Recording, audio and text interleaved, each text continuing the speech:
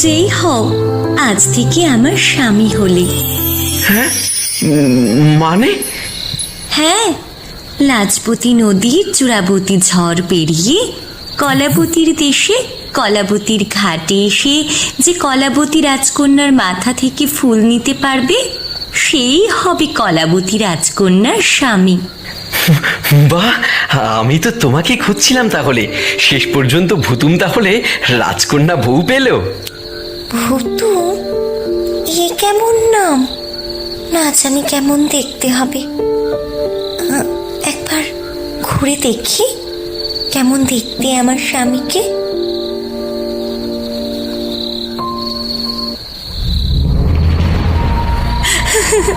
হায় হায়, আমার কপালে শেষে এই ছিল।